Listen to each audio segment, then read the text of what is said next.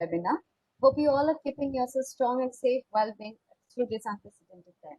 I, Krista Sekar from the Department of Social Work, take pleasure to welcome guest, Professor Maitri Chaudhary from Jawaharlal Nehru University, our Honorable Vice Chancellor, Sir, Professor Dr. S.P. Singh, Royal Global University.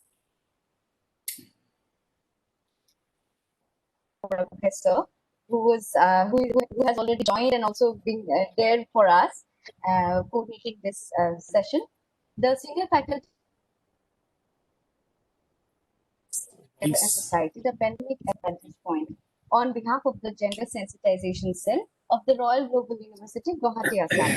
The Gender Sensitization Cell is an initiative by the university in the direction of protecting and providing platform for sexual harassment and promoting gender equality at work and also among our students. I hereby invite our coordinator of the Gender Sensitization Cell, Dr. Shishmita Dev, who is also the department coordinator of the Department of Zoology, Royal School of Life Sciences. Ma'am, I request you to briefly enlighten our audience about the mission, vision of the cell before we proceed with the webinar. Thank you, Christy. A very good afternoon, Honorable VC Sir, Honorable Academic Chairperson, and our Honorable Speaker, Professor Maitri Chaudhary. So I would like to brief on the Gender Sensitization Cell. The Royal Global University is well prepared to handle and respond to gender sensitive issues and provide an environment where men and women can work together with a sense of personal security and dignity. For this purpose, and as per the University Grant Commission and Ministry of Women and Child Development guidelines, the Gender Sensitization Cell of Royal Global University has been constituted in 6th May 2019. The cell include a member of the cell include 10 members, including 4 students, student coordinators. The cell engrosses the awareness about gender issues and working towards and creating an enabling environment of gender justice. The cell has been instructed to spread the message of gender equality in order to eliminate gender bias and gender insensitivity through seminars, poster display, organizing exhibitions, submitting memorandums, arranging marches. The cell has also been mainly entrusted with taking up cases of harassment on teacher, employee, students of all gender, inquire and take appropriate actions against the culprit. So, and there are some main objectives of the gender sensitization cells, which are as follows. They are to make the young boys and girls gender sensitive and creative and create positive values that supports the girls and their rights, to provide overall guidance to the peer group in integrating mainstreaming gender in all activities of the institution in the form of focus group discussions, debate, poster making, competitions, to provide an integrated and interdisciplinary approach to understand the social and cultural construction of gender that shapes the experiences of women and men in society, to generate the awareness in regard to equality in law, social system, and democratic activities. This cell do not only attempt to orient or support the employee of the university, but also attempts to educate and orient the students to become gender sensitive and create positive values in the society. We also sit for meeting quarterly and arrange meeting whenever we feel the need, whenever the need among the member arises. And we also organize activities in the campus to raise awareness with the allied departments of the campus. So these are basically the activities which we did in the last year, and we have certain other agendas to be to go forward with the cell in the next coming years. And with this, I would request, without taking much time, I would request Christy to proceed with the programs. And I once again welcome Professor Maitri Chaudhary, our honorable speaker. Welcome, ma'am. Thank you. Thank you, Dr. Shishmita. She indeed have of the cell. So without delay, I would like to take the webinar forward by giving the platform to our Honorable Vice Chancellor, Sir, Professor Dr. S.P. Singh, to give the introductory remarks for today's webinar. me a minute to introduce you before our audience. Professor Dr. S.P. Singh has been associated with the Royal Group from its inception in 2009 as the founder director of the institution. He further moved to Amity Education Group in 2013 and joined as the Senior Vice President Academic of the group and was responsible for provisioning of 6 Amity campuses situated in different parts of the country and abroad. He also served as the founder Vice Chancellor of MIT University, Chhattisgarh, for almost 2 years before joining the Assam Royal Global University in November 2016 as the founder Vice Chancellor. With the vision and hard work of Dr. Professor Singh, the university has been ranked the #1 private university of Assam by Education Wall within a span of just 3 years. With more than 3 decades of rich experience in teaching, research, academic administration, and institution of repute across the nation, Royal Group is blessed twice to have the association of Professor Singh in its journey so far. So, while serving his second tenure as Vice Chancellor of Royal Global University, Professor Singh has completed almost 20 years of headship of well-known academic institutions of the country. A geologist, MBA, and a law graduate with PhD in strategic management, Professor Singh is also an ardent baseball player and has been actively involved in various social and cultural activities since his university days. So, without much delay, and thank you so much for being present here and gracing our webinar today. So I request you to kindly speak a few words before we move ahead with Professor Chaudhary's deliberation to mark the opening of the webinar session. Thank you so much, Christy. Your connectivity little is not that good today. Your voice is not very clear, but I think I could hear. Yeah, I mean, I think it can be better. Am I right, Sushmita? So let me work on it, sir. Yes. No, doesn't matter because you are moderating and moderator need to be there should not be digital divide between the vice chancellor and the moderator. So Yes, sir. we are going to talk about the topic which is in this webinar. I suppose Professor Boragohai and me, we are in minority today, and Christy and Sushmita and Madam Maitri is in majority today. So I think the world will look like this in due course of time. So I will begin with this.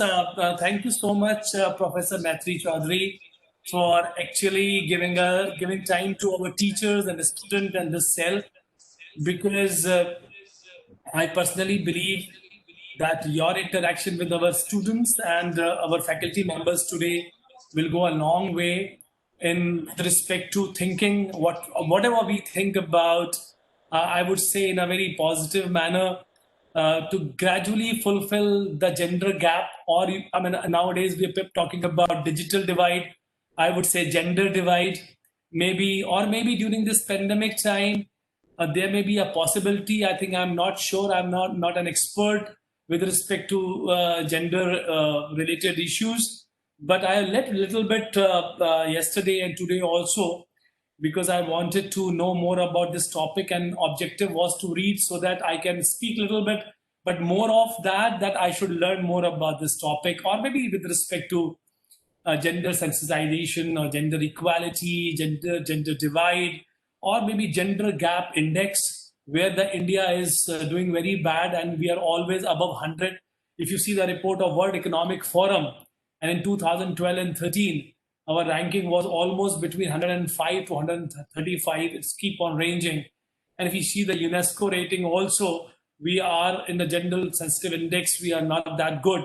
So we are not. But then when I sit and talk to people in Northeast India, I feel very proud in the sense because I got an opportunity to work many places in India, from Rajasthan to Raipur, Chhattisgarh, UP, and Mumbai. I would say that we are very fortunate in Northeast India. If I talk about gender gap index, and I take the gender gap index of Northeast India with respect to other states of India, it is quite less, or maybe it is negligible, I would say that. If you look at the condition of women in Rajasthan, maybe in Chhattisgarh, maybe in other parts of the country, we are on a positive bent of mind. I'm always positive thinker. So I think the positivity of the Northeast India is that women out here are more, I would say, closer, or maybe at times in my university especially, I say that women are out, casting all men. That may be the examination, that may be the results, that may be the faculty member, that may be in any field. And that is very, very, I mean, I would say overwhelming part of this side of the country. And I believe one day the whole country will go in that direction, and our gender gap index, which has been very poorly shown by World Economic Forum in 2012 and 13, that will actually slide down further, and we will not be having this much of poor rating by those forums. So this is about little statistics about which I have read, and I really wanted to talk about this because also a different class of society, that may be upper class, upper middle class, because the society is definitely been divided into different classes. And with a particular class, it is quite likely that this gender gap or gender gap index is decreasing gradually. But at the same time, there may be, because that Dr. Metri can tell us better, there may be some, the poor or the poorest, or maybe lower economic strata people, or maybe especially with the lower middle class, there is a possibility that gap is still increasing. So we don't know. We don't know. I'm very, very inquisitive about knowing all these issues because I compare. I just don't read a particular thing. A statistics is always very, it's very, very dangerous proposition. You read statistics, but then you see one side of the picture. The other side of the picture is not very, very clear most of the time. It has been deliberately hidden or maybe hidden by chance. So I see whatever, but I also want to know what are those states, what are those areas where this gender gap is decreasing very fast, and we fortunately are probably from one of those areas, and also class wise, so that we as a researcher, when we talk to people of different class, we really try to work upon them while working with self-help groups in UP. For a very, very long time, I was associated with the SUDA and DUDA, State Urban Development Agency. Christy, I've told you earlier, and also National SUDA and DUDA, District Urban Development Agency. And I'm an all self-help group, women self-help group. I can say today with proud that it was from, I think, 2000, 2001, or maybe prior to that, not one. It was somewhere around 1998 to 2001 and 2. We used to go to each and every slum area or maybe suburban area of the Lucknow city, and we have trained many, many women. I mean, many women from all strata, especially the lower strata. And then many of them, I would say that if I say many, I'm talking in hundreds. Hundreds of them are very, very empowered. They have their own very well furnished self-help groups, and many of them have become corporators. Many of them fought for the election of my member of Legislative Assembly. So I can say with proud, in my life 20 years back, I was involved with the empowerment of women, and I've seen growth like anything in my state and any other areas also. So I think I'm very positive, and in Royal Global University we have this cell, and we are trying our level best so far in last so many years. I think we are progressing in a very rightly manner, all the directions, and I'm very, very eager to hear from Dr. Mitra. So I'll not take much time. I have been slotted 5 minutes, and I completed exactly in 5 minutes. Thank you so much, and my best wishes to all of you and to Dr. Mitra. Thank you, sir. Thank you, sir. Always wrapping up everything in the exact time. Thank you so much for that. As well as thank you, sir, for expressing your concern in the gender sensitization aspect. I hope we all will be enlightened by Professor.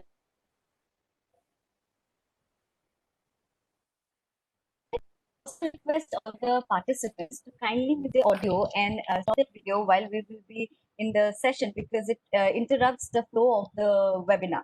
So without delay, I would like to take the webinar forward by introducing our speaker, Professor Maitri Chaudhary. Professor Maitri Chaudhary has been for the study of social systems, CSSS, Jawaharlal Nehru University since 1990s. She was the coordinator of the Center for Advanced Studies, CSSS, JNU 2012 till 2014. The chairperson of the CSSS from 2012 till 2014. The director of the Women's Studies Program, WSP, JNU from 2006 to 2008. And the coordinator of Global Studies Program, GSP, from 2004 to 2005 and again in 2018. She has been an active member of the Textbook Development Committee of the NCERT 2005. She has written widely on feminism, media, academia, and pedagogy. Her Key publications include The Women's Movement in India, Reform and Revival, 1993, The Practice of Sociology, 2003, Feminism in India, 2004, and Sociology in India, Intellectual and Institutional Trends, 2010. Her most recent books are Refashioning India, Gender Media and Public Discourse, and Doing Theory in 2018. She was the first professor, India Chair, Bagel University, 2015. Our dad visiting university at Albert Ludwig University Freiburg in Germany in 2003, and a visiting fellow at Harvard University from 1995 to 1996, and the University of Massachusetts from 1995 to 1996, USA. Most recently, she along with her students. I request Pallavi Burman to her audio, please. Sorry.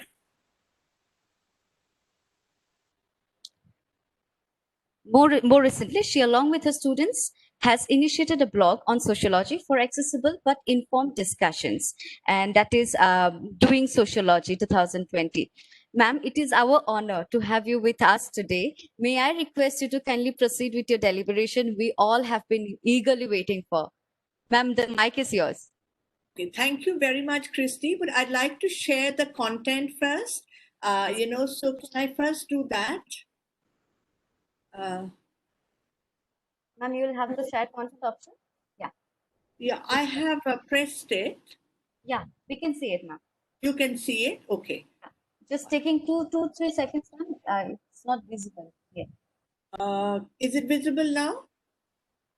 Not yet, ma'am. Okay. But you have allowed me, right? Yeah, we have it's because of the network connection, maybe. Okay.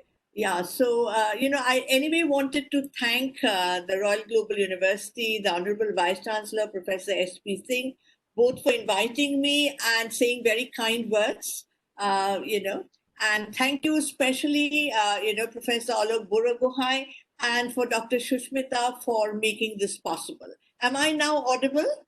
Yes. Also, it is also visible. Fine. So maybe I should maximize it. Yeah. So thank you very much for this opportunity. I identify myself primarily as a teacher, and so it gives me great pleasure to interact with young faculty and students. And as one grows older, everybody seems to be younger than one is, In some sense, it is an advantage. As you know, I'm going to speak on gender and society, the pandemic as a vantage point. Professor Singh mentioned the problem of statistics, the importance of comparison, the important role that the NGOs and universities can play in transforming society. I may not be able to provide empirical details so much because what I was trying to do today is to understand why do we have a problem with gender and its position in society, position of women, position of other genders, or what is the issue? So my focus today more is in asking an explanation about why do we have gender inequity or gender discrimination, or why do we have gender divide itself, and why is it so difficult to change it? Because India has been a society where there has been great efforts by incredible women for a very long time to bring about transformations. All of you are familiar with the more recent history of modern India, whether the reformers of 19th century, but going back to in a place like Assam, where you've had social reform much earlier, religious reforms which were questioning both caste, gender, any forms of discrimination. So we are indeed an interesting country, a country of paradox, where we've had great injustices and inequities, but also great transformative measures. So I agree that we need to be positive, but our positive approach should be based on grounded reality and analytical tools which enable us to bring about the transformation that we would be doing it. So broadly, I'll be talking about gender and society. And what I mean by the pandemic as a vantage point is to argue that many things which are normally invisible in normal times become very visible in moments of crisis. Whenever there is a crisis, we know there is a problem of health issues, medical facilities, we know that. But perhaps only when there is a pandemic, because we become more and more aware about our health infrastructure, its unequal spread across the country. So a crisis in a society enables society to throw up many problematics, many kinds of issues which in normal circumstances remain invisible. So what I'm trying to say is nothing novel, but it does need restating. 6 months into the pandemic, we increasingly realize that the social structure has a defining role in understanding the differentiated and unequal impact of COVID-19. Early March, when the pandemic just started in India, one saw it primarily as a medical issue, as an issue of disease. But as it spread, the social dimensions of this medical disease became much, much more apparent.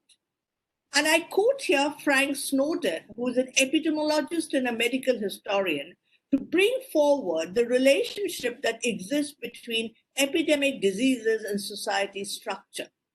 He writes, epidemic diseases are not random events that afflict societies capriciously and without any warning. On the contrary, every society, whichever, ours, others, produces its own specific vulnerability.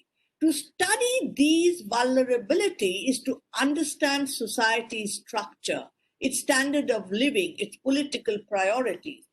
So if women are being affected differentially and unequally in the pandemic, we need to ask why. We know that medical statistics suggest that men are more vulnerable to this COVID-19. However, the manner in which it affects men and women can socially vary.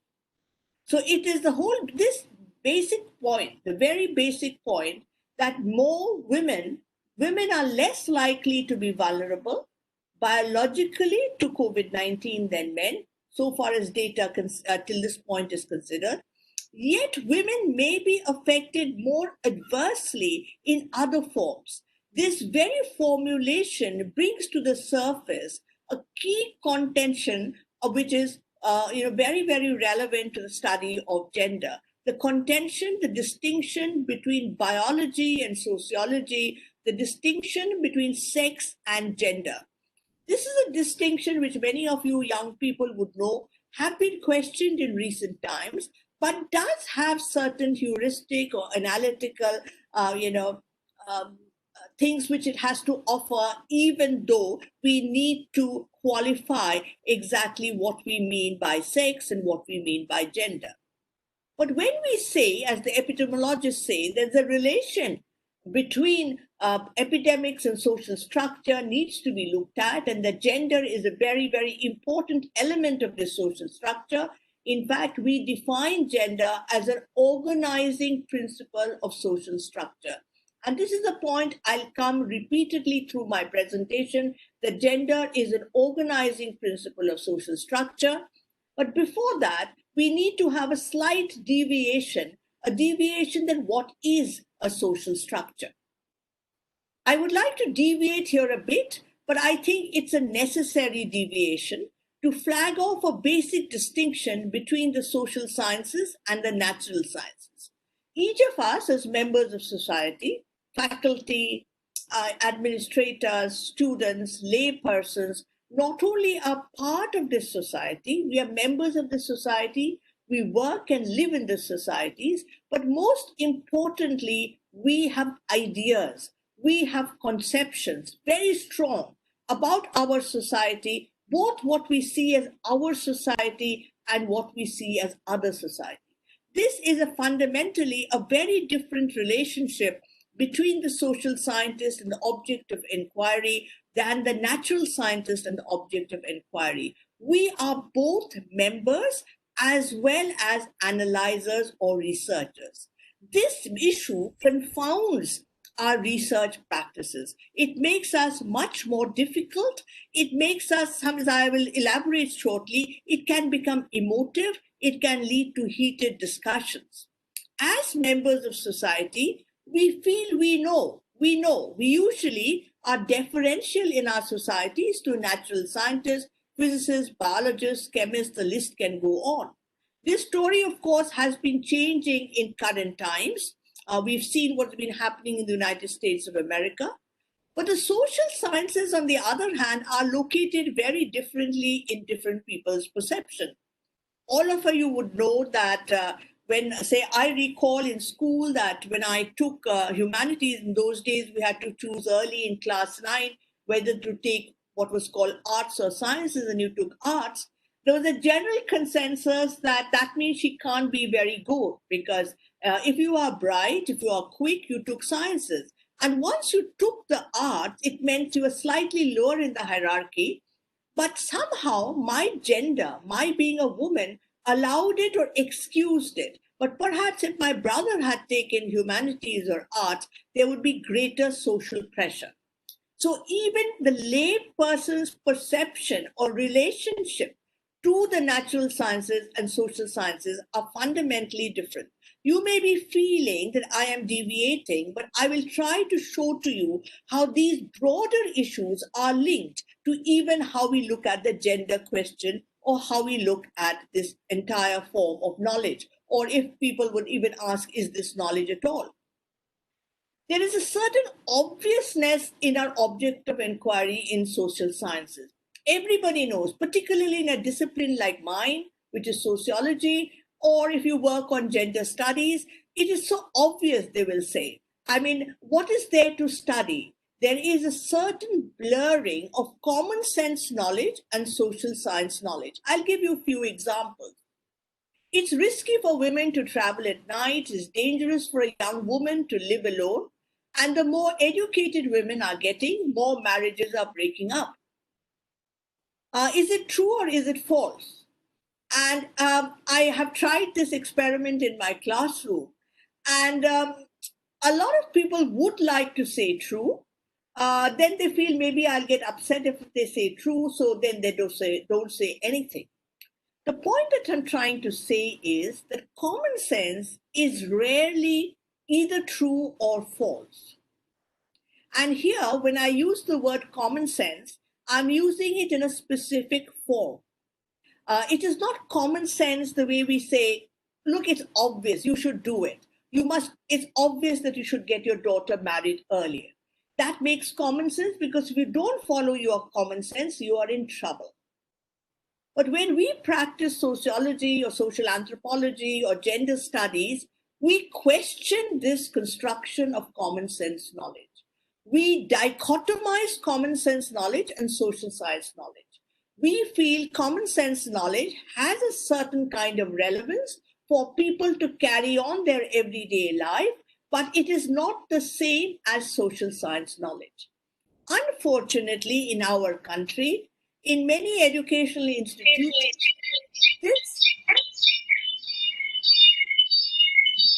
there's some disturbance. Okay, yeah. This blurring, this distinction between common sense knowledge and social science knowledge is blurred. It makes it very, very important to understand the two are different. These examples would suggest there's nothing wrong with it. If my mother had told me don't travel, she would have good reasons to say so. These are axioms, proverbs, sayings which people advise people so that they could negotiate the world as it existed, keeping the onus of safety on the woman. Here, I'll give you a certain example to contrast what is common sense knowledge and critical knowledge by referring to a very old text, more than 100-year-old, written in 1905 called Sultana's Dream, written by a young woman, Rokia Hossain. And this is a small little leaflet written in English, which she published, and it was a utopia called Ladyland, where women lived in the public sphere. They ran their agriculture, industry, science, technology, and men lived in Parda. So the protagonist asks that, why have you done this in Ladyland? And Rokia Hussain or Sultana says, what would happen? Would you let a lion roam freely in the streets? And who would you put the people who are endangered should be kept inside, or the people who endanger should be kept inside? Now, by this formulation, she shakes up the common sense knowledge that, look, it's not safe to travel, and asks the question, why are streets unsafe? She was not a feminist. She probably didn't even know the word feminist. But her ideas were feminist in the sense that it shook common sense knowledge. And social sciences shakes common sense knowledge, very much like natural science knowledge shakes common sense knowledge. We know I can see the sun rise in the east and set in the west, and yet scientists have told me now for many, many decades that this is not how it is, and it is the earth which is moving around, and it is not the sun which is doing so. Here, in science, it is accepted that there is a dichotomy between lay knowledge and scientific knowledge. The problem with the practice of social sciences is that that dichotomy does not exist, because we are both members as well as researchers in our society. So when you talk about gender, people feel being personally questioned, as though it is being addressed to them, as though it is being addressed to men. This peculiarity about social science becomes even more heightened when it comes to the study of women. Now, in here, the statements that I'm trying to make is, the point that I'm trying to make is that we as members of society make sense of society and negotiate within its structure. The onus is on the individual to manage, and the onus is more on the woman than on the man to manage. So best not to travel alone, best not to live alone, best to be careful, best to be tactful, best to adjust, best to accommodate. These are normal behavioral patterns. These are common sense. Yet each of these words are gendered. Each of these violate the ideas that your Center for Gender Sensitization are trying, a more democratic, equitable, safe public working space for women. Each of these violate. They imply a certain hierarchy, because the fundamental question is, who adjusts? This distinction between common sense knowledge and social science knowledge is something which social sciences ought to begin with. However, unfortunately, even when it is included in the syllabus, people will just memorize the definition or distinction, but not fully capture what is so tricky between the distinction between common sense knowledge and social science knowledge. It's argued that the study of common sense is our bread and butter. That is what we study. But interestingly, common sense is seriously misnamed. It's neither common to all culture, nor is it any version particularly sensible from the perspective of anyone outside its particular cultural context. The Honorable Vice Chancellor had mentioned the specificity of gender relations in the Northeast, and all of you are familiar with evidences of matrilineal practices in parts of the Northeast, Meghalaya, among the Khasi Hills, the Garo Hills, maybe parts of other areas too. Now, when you look at matrilineality, you will find that here it will violate the common sense of somebody else in another part of the country. They will say, how absurd. So when you say common sense, there is a certain normative content. It's not just descriptive. We give value judgment. That means patrilineality. That is when, the line of descent follows from the father to the son, and patrilocality, when the woman gets married and moves to the husband's house, is just not descriptive, but also normative. It is something which is more valued in the dominant parts of society who have power. So therefore, others too would like to fit into it. Common sense is very powerful.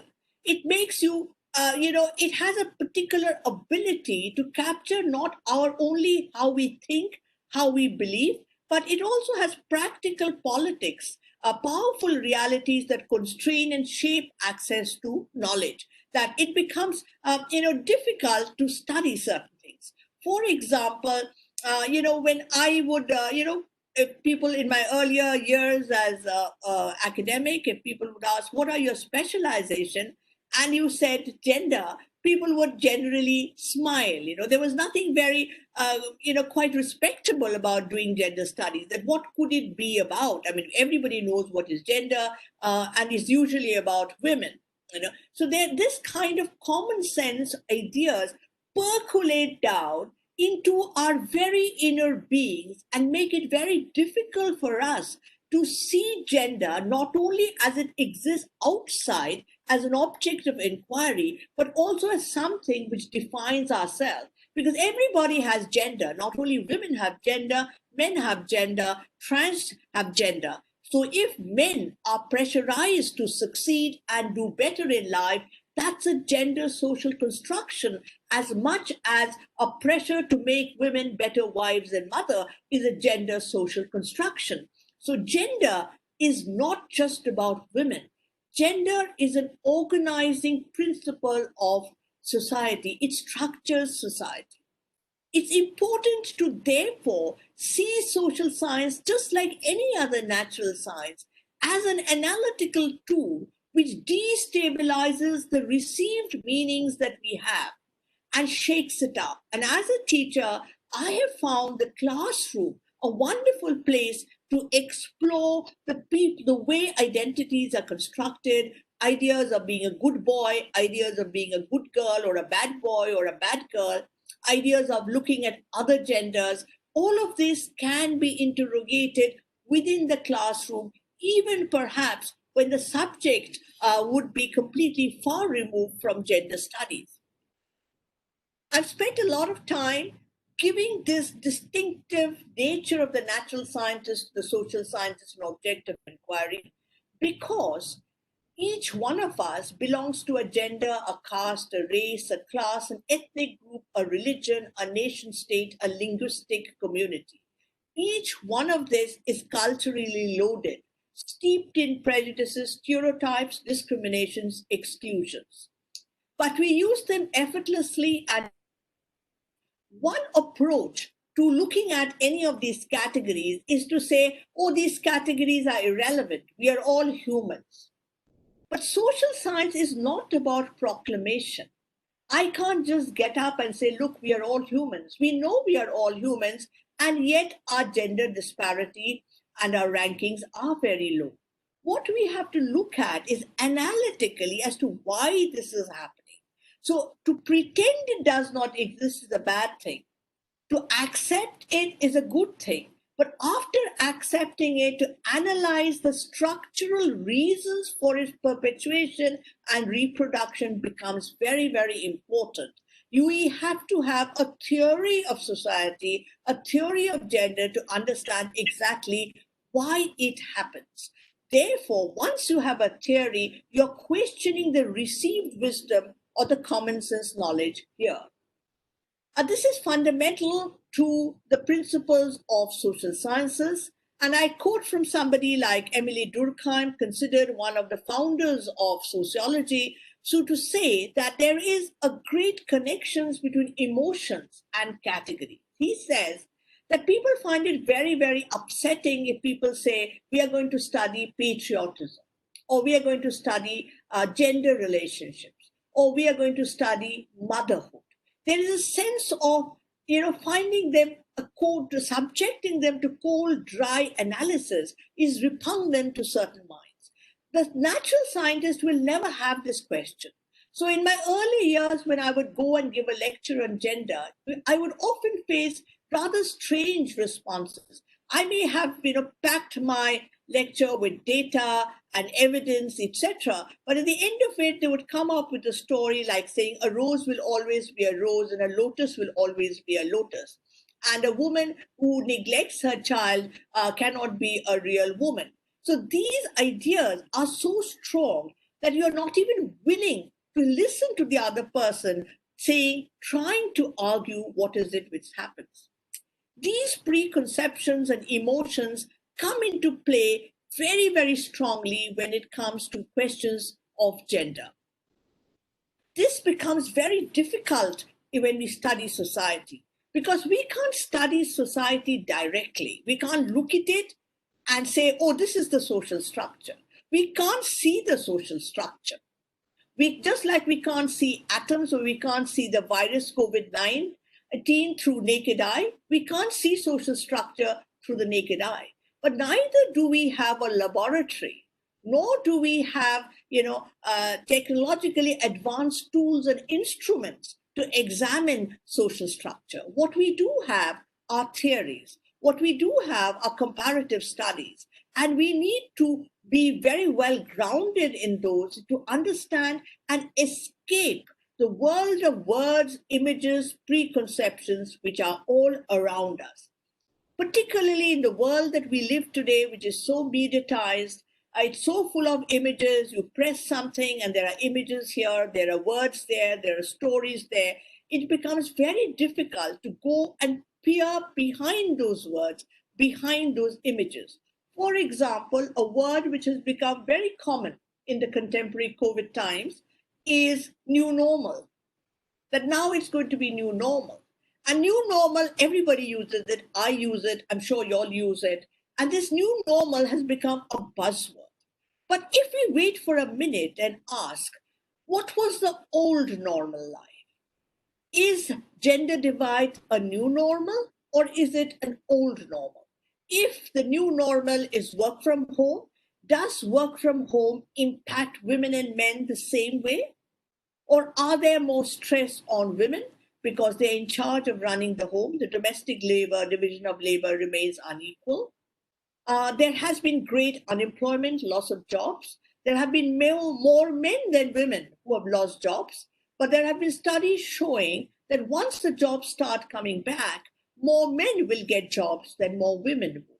So there are structures which make these kind of gender inequities structurally reproduce themselves. So why then does our location or our identity as a researcher impact what we study, including gender? And I give a very small example from Betty Friedan. It's a classic text called Feminine Mystique, where she felt, because she was an educated white American woman, and she felt that many women like her were as qualified as the husband, had to unduly take care of everything which was in the home, front, children, rearing, cleaning, washing, cooking. And she felt, therefore, gender oppression has to be, the solution should be for women to find jobs outside the home. Now look at this solution. The solution is problematic because what did she not see? She did not see that women from less privileged backgrounds, often poor and non-white, already worked outside the home to support their family. Yes, ma'am. So here, so here this blindness, what we call cognitive invisibility, is something which affects the study of gender in our society. And a gender sensitization cell will not be able to make this understanding of gender reproduction unless they are slightly informed about the social structure and gender. The question of privilege and solipsism. What do I mean by privilege and solipsism? That is, our location often makes us feel or make us forget and not look at certain realities. We know a lot about our own kind of people, our own background people, our own class or community members, our region, our caste, but we know very little about the other. We know very little about women's labor, for example. The question, when we say, even in India, in the post-75, when you had the International Women's Decade, a lot of studies came on women's labor.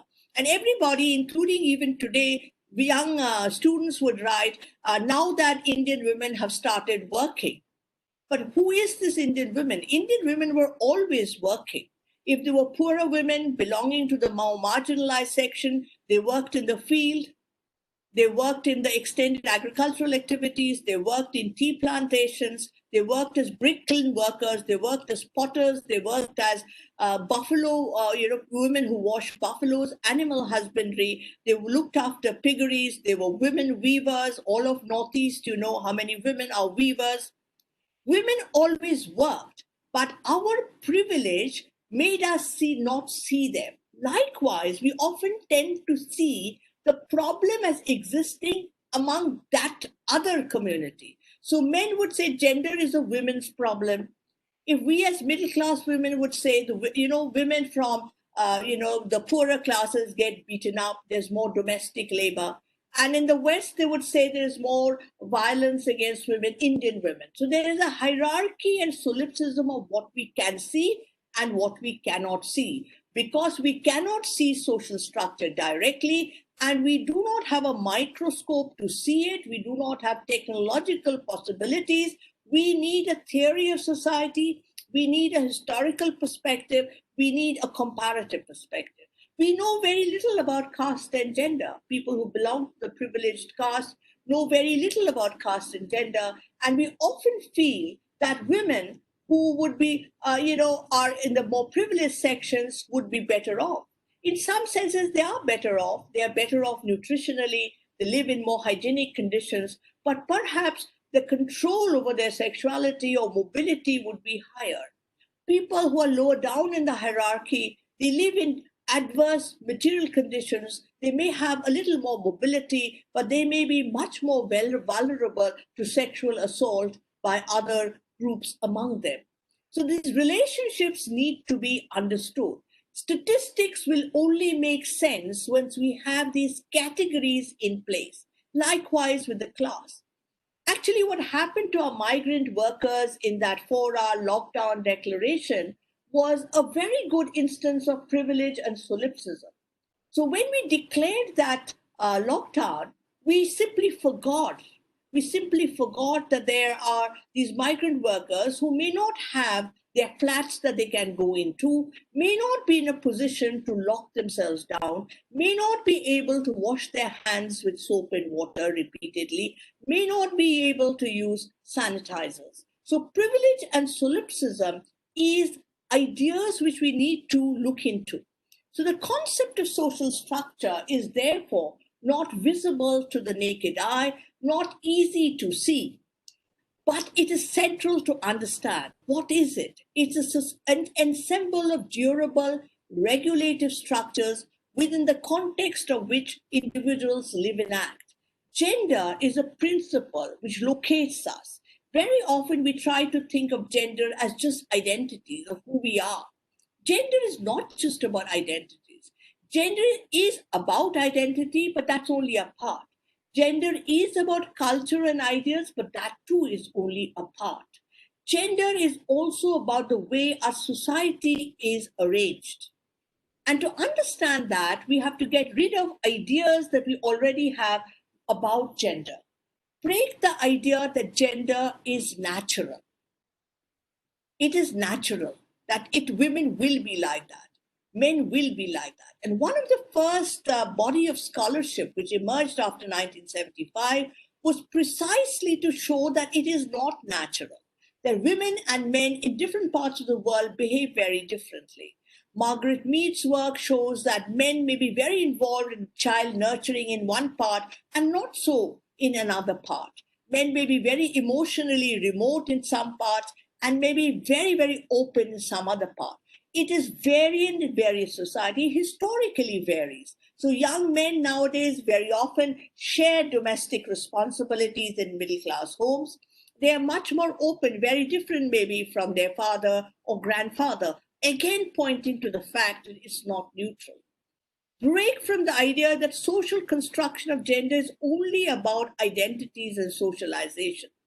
Break from the idea that gender discrimination only stems from mindset and ask instead, what makes this mindset? I keep hearing on television, it's a mindset and we must change this mindset. How do we change this mindset? It's very difficult to change this mindset. The social structure makes it very difficult. I'll give you a small example. A lot of young men, for example, educated young men, would be very happy to share domestic work with their spouses, but they wouldn't like to do it in front of their parents. They wouldn't like to do it in front of their mother, who would feel that this would be belittling their son or belittling their identity. So there is something more than ideas. So when we say, from the famous idea of Simone de Beauvoir, that to claim that one is not born but becomes a woman, we are only not emphasizing on socialization. Yes, socialization is important. Ideas of masculinity, ideas of femininity are extremely important. But along with this, if we only accept socialization as the cause for gender discrimination, then we will feel gender sensitization shall solve gender socialization. So one set of socialization teaches you that men and women are unequal, other genders shouldn't be treated naturally, and gender sensitization cell can just say, no, that is not true, and we are actually equal. That just won't work. That won't work unless we start understanding the relationship between gender and social structure. So there are two problematic parts of socialization as an explanation. Feminine and masculine gender norms are problematic because it can get reproduced. We learn to be passive, we learn to be docile, we learn to be emotional help needs for men. It becomes part of our habitats, part of almost our physical being of who we are. The other problematic part is that we feel it can be easily unlearned. It's important, therefore, to say, change the questions and ask, what questions have we missed if we only focus on socialization and mindset? And the questions are, do we have equal access to resource? Do we have equal access to free education? Can we inherit property equally? Can we pursue careers in the same way? Do we have access or opportunity to become wealthy? If not, what economic or social constraints are preventing those women from doing such things, and how can that be changed? We have to ask questions about what is normal, what is new normal. Is female feticide normal? If we go by social science definition of the normal, which means the general or the average, yes, it is. Domestic violence widespread, gone up in the COVID time. Dowry normal? Is rape normal? Are more women affected by natural disasters? What does the pandemic tell us about what the normal is, old or new? In fact, pandemic is a crisis, like I said. It has shaken us up, disrupted our everyday lives, but also afforded us new opportunities to be positive. But not just to be positive by spirit, but by training ourselves analytically and finding out what are the structural imperatives which work into our lives and reproduce gender. So the concept of patriarchy is extremely interesting. Very often, because we have ideas about patriarchy, we feel that patriarchy is a bad word.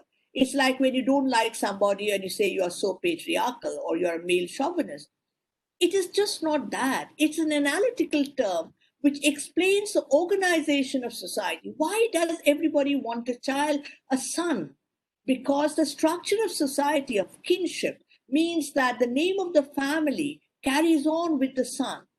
The question of many religious rites are considered with the role of the son. The idea of the son as being the person who look after you until you die, these are the structures of family, of kinship. We have to look at a materialist understanding of how it rests upon property ownership, differential access to property and labor, division of labor, and the question of intersectionality, meaning that how gender can operate very differently, the point which the Honorable Vice Chancellor meant, across classes and sections. How the classes are not separate, discrete from one another. All of us know that once we had the lockdown, middle-class women like me felt completely helpless without any domestic workers. This is my intersectional relationship. That is, my privilege rests upon the labor of somebody else. Some rests upon the labor. My privilege, my ability to sit here today and give an online lecture rests upon my access to the labor of somebody else, which allows me to take off time from my domestic work and do that. So we need to look at the questions of social institution, of what we produce, our location in reproduction and production, the relationship of the public sphere and the private sphere. Why is it so often when young women go to the corporate sector for a job, they're asked, are you married? And if they say they're not, they may even be asked, are you likely to get married? And if they say that they are married, they may ask, do you have a child? They know so because the potential employer knows the division of labor between the public sphere and the private sphere. The social reproduction, which is again an analytical term in the social sciences, means the person who will produce, who will clean, who will wash, who will make it possible for us to conduct our everyday life. So the relationship between the public and the private has a very, very important meaning in understanding the structure of gender relationship. Family, marriage, kinship, every one of them is gendered. Honor killing is a classic example of gender, kinship, hierarchies of caste and ownership. Community, about what is approved, what is disapproved. Neighborhood, what is again permitted or not. Education, dropout rates, how many people are not being able to access education in this COVID times, or how existing inequalities of social structure, including gender, get heightened during a crisis. Work, labor, these are all social institutions, political institutions, law, religion, each one of this. We need to look at social structure through these social institutions empirically with the theoretical understanding of its formulation. I'll end just with one story from Assam about the weavers. There was a report in the news portal Feminism in India that a lot of women who are weavers, with which many NGOs have been working, and they have been able to improve their life as well, get more greater sense of dignity and confidence. The lockdown meant that their work was severely impacted. They lost their livelihood and they lost their space of solidarity. They lost their source of income, but also a zone for comfort. The time they spent weaving together allowed them to come out of their daily lives and talk to each other. This is just one tiny example of what is happening to women from different groups in different parts of the country. How does the social structure and gender get interlinked? What is the relationship between class and gender, caste and gender, tribe and gender? How each of the social institutions, family, neighborhood, education, work, labor, politics, economy, every one of them is gendered, is differentially structured. We cannot proceed any further but just blaming, okay, you change your mindset or you saying this because you think like that. We have to understand the social structure which compels men to be as gendered as women are. This recognition of what we are as selves and society is extremely important.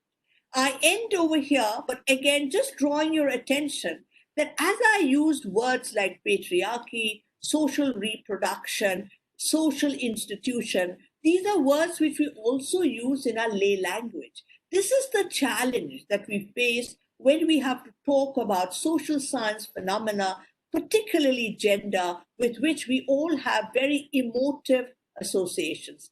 Thank you very much. I hope I have not crossed my time too much. Thank you again. Not at all, ma'am. Not at all. It was just so wonderful to listen to you, how you have completely made us understood how gender flows through our daily lives. And you theorized concepts to understand gender disparities of the society in such simple words. Also partially defying quantitative parameters you have indeed established, how gender as an organizing principle of the society. So, ma'am, we as a part of the gender sensitizing cell and also a part of a social institution in the society, would also, get some suggestion from your end, as in how to make our base stronger, as in how we need to spread, how we need to take a role in gender socialization, and how we need to go ahead. So that is a question maybe from the coordinator, which I have put forward. Okay. So do you want me to respond immediately or? Yes, ma'am, that is Yeah, one of the yeah. questions. I will go Yeah. ahead with other questions. I would be very happy, to respond, and particularly with the, initial introduction of the Honorable Vice Chancellor when he talked about the Northeast as a region. There are a lot of folk stories, poems, writings, enactments, which are in the local languages. Sometimes, people get put off with too much jargon and theoretical questions. But some of these poems, some of these stories will probably capture the issue of social structure and gender very, very strongly. So that's one of the things that could be done. Plays, enacting plays, which are done. In fact, I recommend Sultana's Dream to everybody whenever I speak. It's just 12 pages long, and it's there on the internet. And she was a woman who grew up in Parda, never had formal education. And she learned everything herself, and and it's been hailed as one of the first feminist utopia. She never went to formal school. Her husband taught her some English, and this was the first attempt to write in English. And you read it, it's simple, it's written in simple words, but it will explore all the social institutions, including religion, marriage, and including for your university, science, technology, and people have hailed her as an eco-feminist, the issue of, it's a wonderfully beautiful piece, just 12 pages. I think that would be very nice. You could translate it if it's in the local language, if it's possible, but it's written so simply, anybody can read it. Thank you, ma'am. That is a great suggestion. We can definitely do role plays And or storytelling. Plays are very effective. Yeah. Yes, ma'am. Well, thank you, ma'am. Moving ahead with the next question, with your permission. Yeah. So the question is, could you please throw some light on the relationship between gender and unpaid care work, which is typically undervalued, since women are the hardest hit by the pandemic, keeping in mind the fact that they will also be the backbone of recovery in the community? It's very interesting that this concept care worker, it's also new.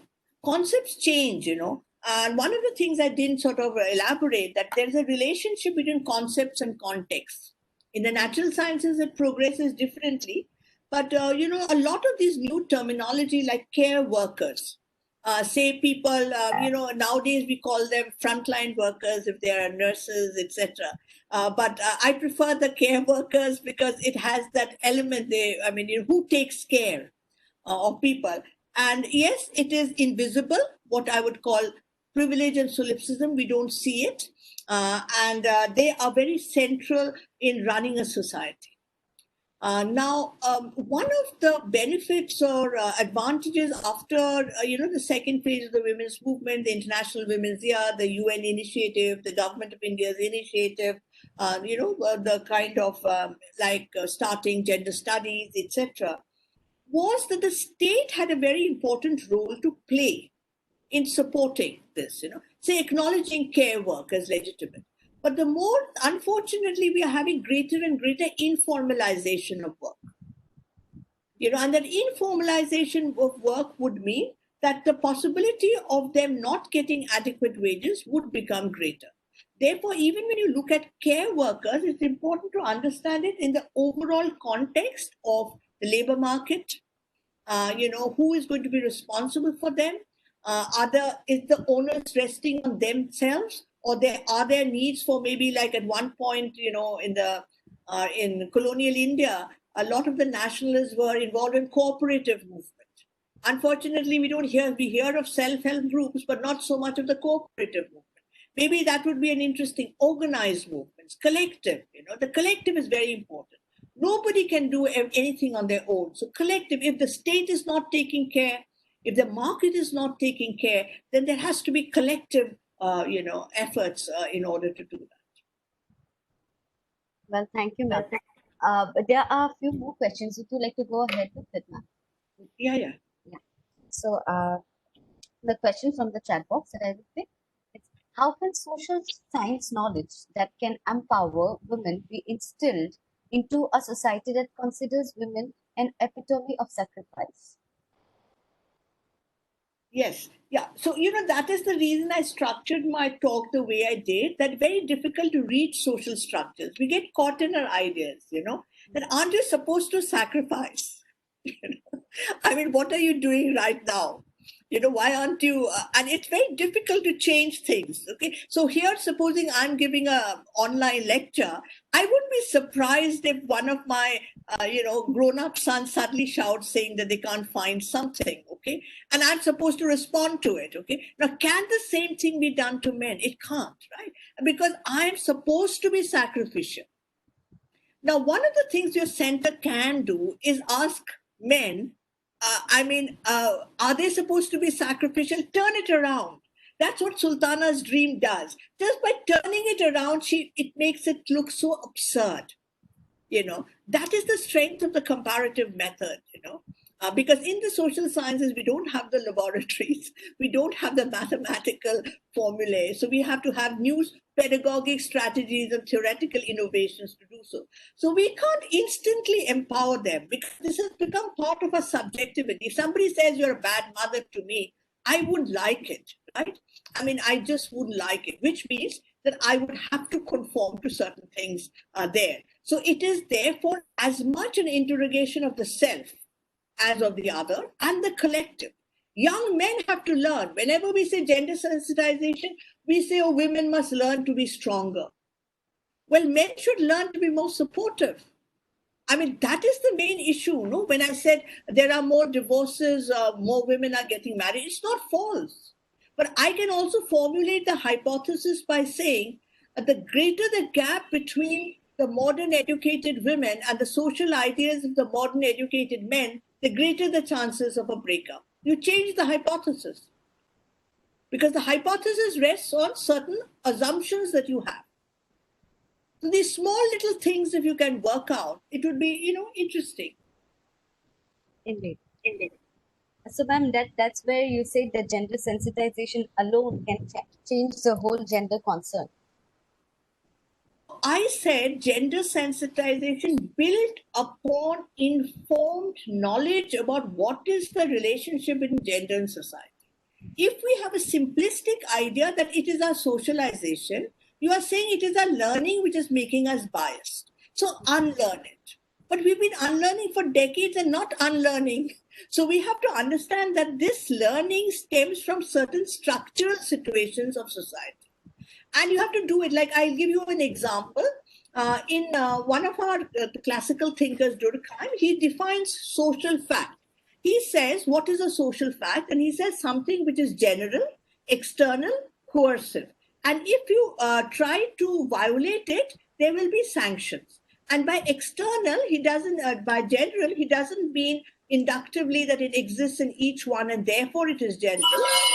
General because it exists in society, so each of us will learn it.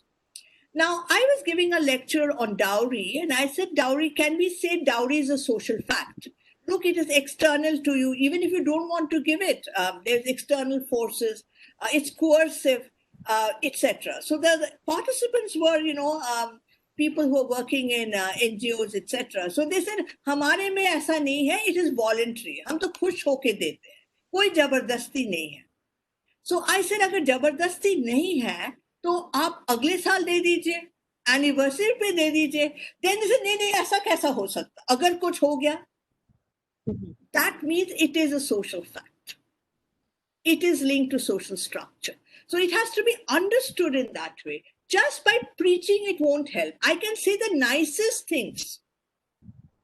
I mean, you know the story of so many of these very unfortunate religious preachers who say the nicest things, and they may be accused of the most heinous crimes.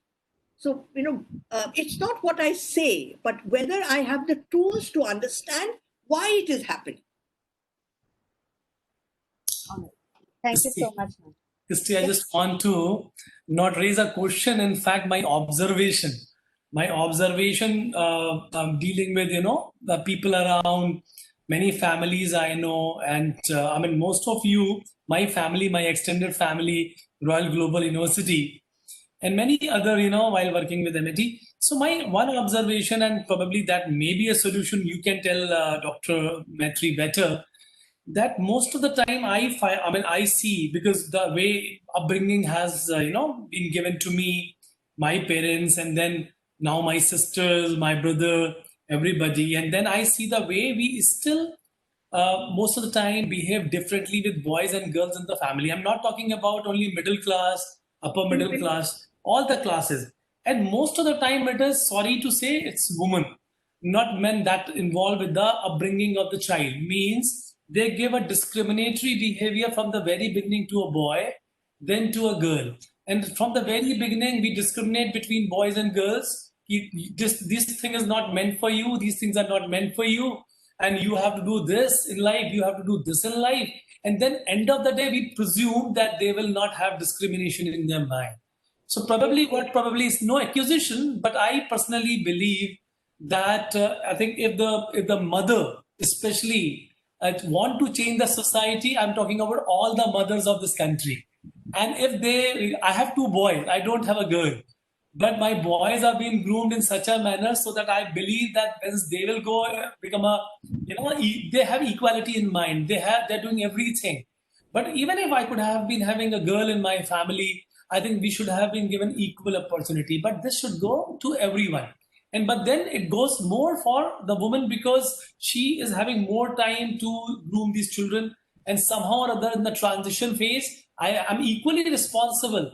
But it is a transition phase, so I would say, confess that I'm less responsible for their growth, and my wife is more responsible for the growth as of now because I'm in the transition phase. If I could have born another 20 years from now, I may have been the equal, or maybe if I born today, I could have been done the equal justice. So this transition time, we talk extremes, but then whatever best can be done in the transition time, that should be because that is what I've learned from the training and development. I'm a trainer throughout my life, and I always train you what best you can do at this moment of time. Don't talk about the extremes here and there.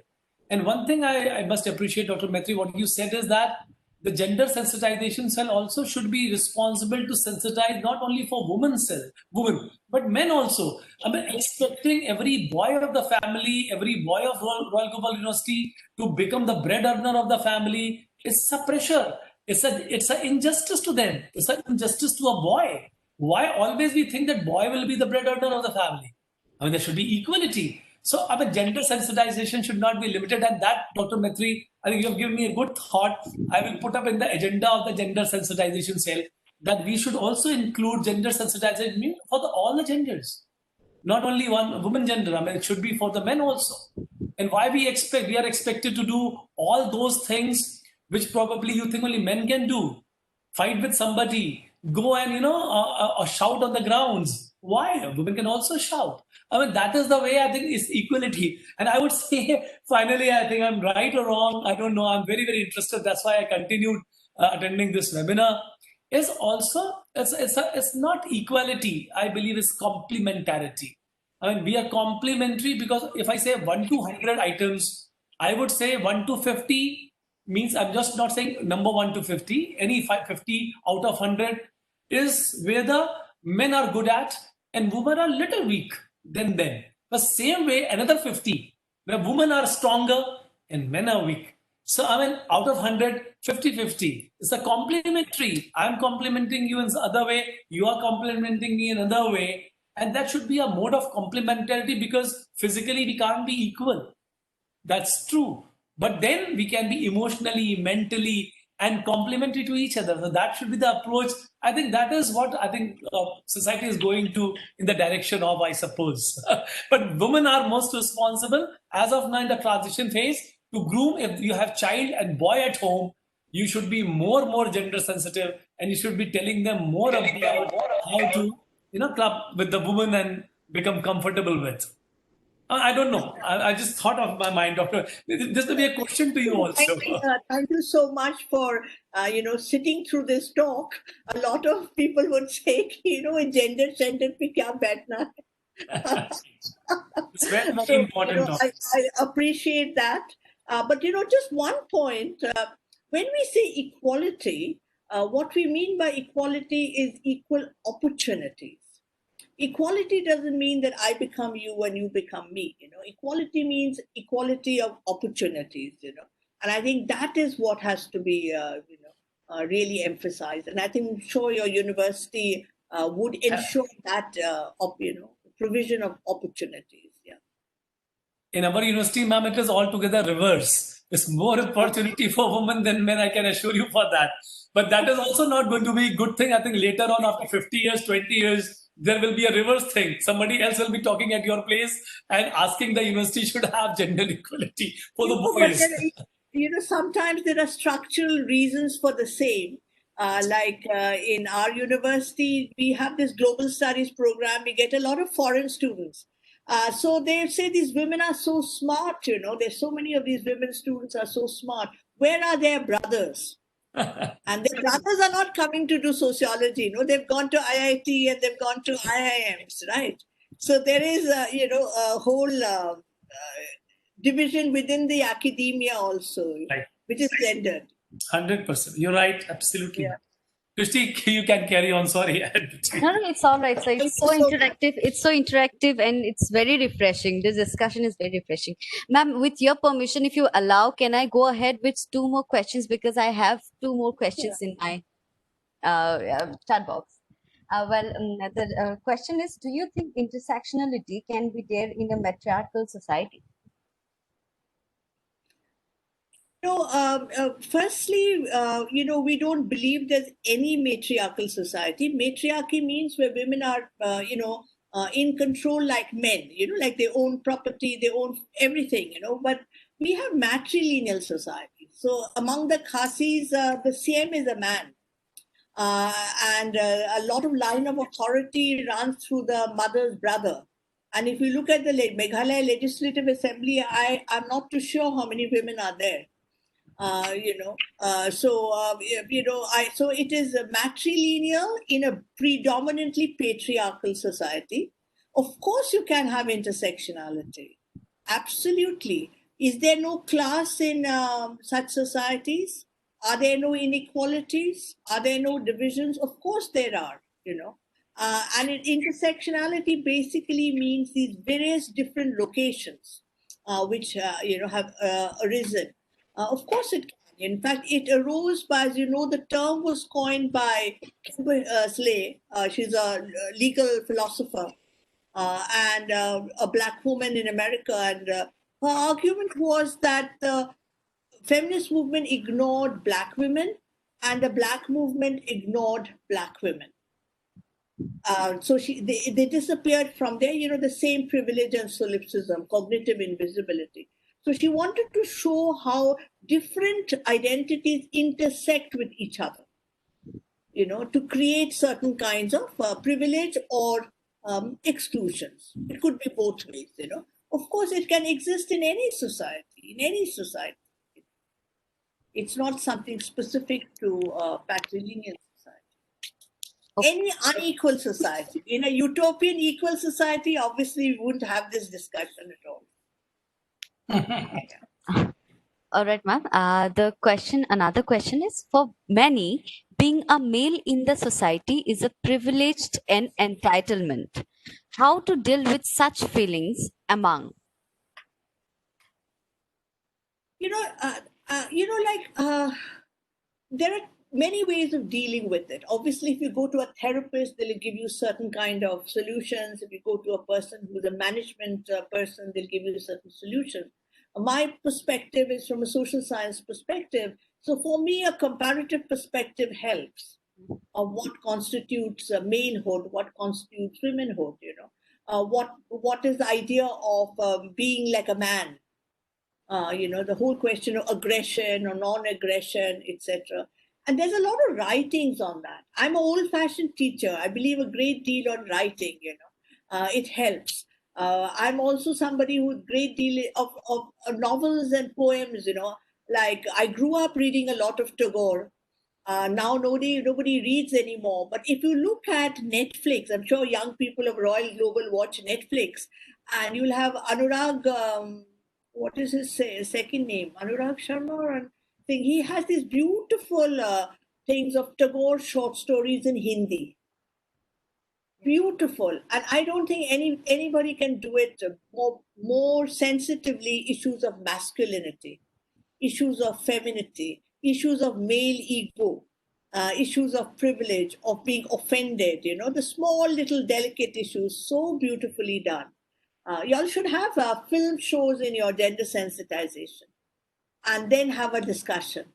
It'll be very good, people will be involved, and how verbal violence or, even the idea that a lot of men, the idea of privilege is very difficult, to accept.